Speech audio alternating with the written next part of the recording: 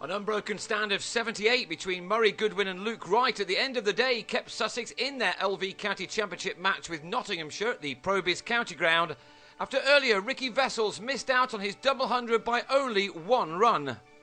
Notts were in control at the start of day 3 of this match and they resumed on 320 for 4 with a first innings lead of 11, but they didn't press on as they would have wished once Adam Voges got a leading edge off a ball from James Anyon to be caught at mid-on.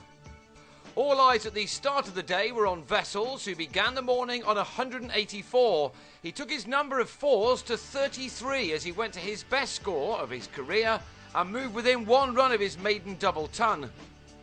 But there, sadly, he was out with a nick behind off Steve McGoffin. In 6 hours and 20 minutes, he'd hit 199 with 33 fours and 2 sixes. It was an extraordinary, career-defining innings.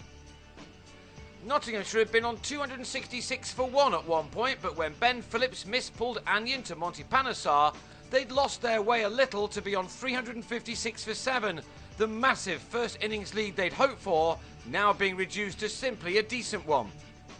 Chris Reed and Andre Adams played some handsome shots as they added a further 33 runs in the next 8 overs, but Notts were unable to earn a 5th batting bonus point before they also lost Adams before the 400 was posted.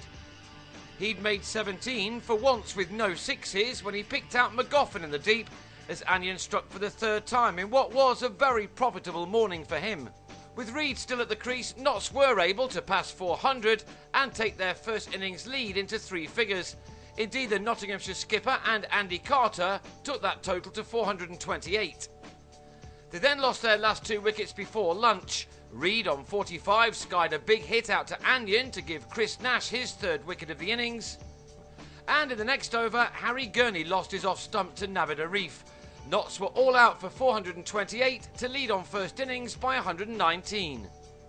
That certainly wasn't as many as they would have hoped for at one point. With 6 wickets taken, it had been Sussex's morning, and the early part of the afternoon also belonged to them, as Nash and Ed Joyce came out fighting with the bat. With their nearest rivals, Somerset and Warwickshire, both winning in this round of games, Nottinghamshire really needed some early breakthroughs, but this pair knocked 64 runs off their deficit in 18 overs. Nash has hit a rich vein of form of late, and so when Carter trapped him in front for 21, it was a big moment for the visitors. And it was made even bigger as they quickly added 2 more wickets as they began to dominate proceedings once again. Joyce was bowled by Samit Patel with a ball that gripped, and Joe Gatting lost his off-stump to the impressive Carter to leave Sussex reeling on 68 for 3, and a 3-day finish was not completely out of the question. Sussex still trailed by 51, and Notts were having a purple patch, but the real fight back began with Goodwin and Michael Yardy, who took their side into the final session and eventually reduced the deficit to only 20 runs.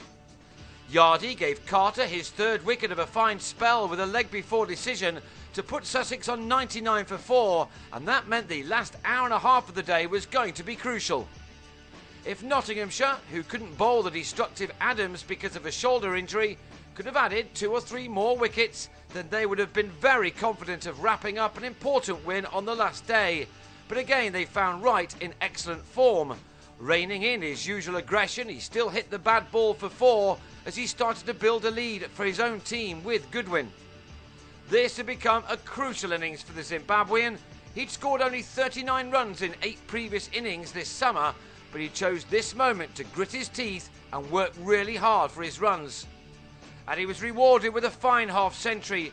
It hadn't been vintage Goodwin by any means, but it was a hugely significant 50 for both himself and his team.